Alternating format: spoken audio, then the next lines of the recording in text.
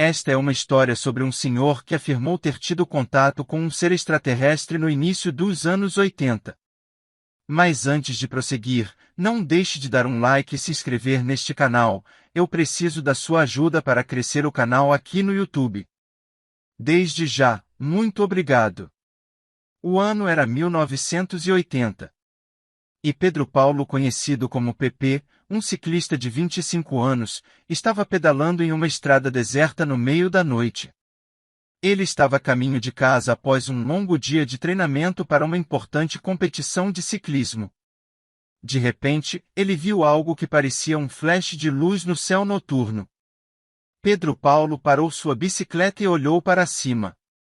Ele ficou chocado ao ver um objeto voador não identificado pairando no ar. O OVNI era grande e brilhante, parecendo uma bola de fogo. Pedro Paulo ficou parado olhando para o OVNI quando, de repente, um ser estranho apareceu na frente dele. O ser tinha uma aparência humanoide, mas era claramente diferente de qualquer pessoa que Pedro Paulo já tinha visto antes. O ser tinha olhos grandes e negros, uma boca fina e reta, e uma pele cinza. O estranho foi falando com Pedro Paulo telepaticamente e disse que era de outro planeta. Pedro Paulo inicialmente ficou assustado, mas o ser estranho lhe disse que não tinha mais intenções. O ser queria apenas falar com Pedro Paulo e aprender mais sobre a vida na Terra. Pedro Paulo ficou fascinado e começou a conversar com o estranho ser. Eles conversaram por horas, enquanto o OVNI pairava sobre eles. Finalmente, o estranho ser disse a Pedro Paulo que precisava ir embora. O OVNI começou a se mover lentamente para cima e para fora da vista. Pedro Paulo assistiu enquanto o OVNI desaparecia no céu noturno.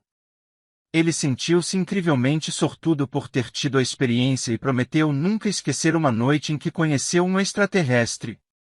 Embora ele tivesse a impressão de ter conversado por horas, notou no seu relógio que o horário não condizia com o tempo da conversa, pois no seu relógio a conversa não durou 5 minutos. Nos anos que se seguiram, Pedro Paulo falou com muitas pessoas sobre sua experiência com os OVNI e o ser estranho. Alguns acreditaram nele, enquanto outros acharam que ele estava inventando tudo. Mas Pedro Paulo sabia que o que ele tinha visto era real. Ele continua a pedalar até hoje, mas agora sabia que havia muito mais no universo do que ele jamais imaginara. E você acreditaria nele? Já viu algo estranho nos céus? Acredita em vida em outros planetas? Deixe o seu comentário.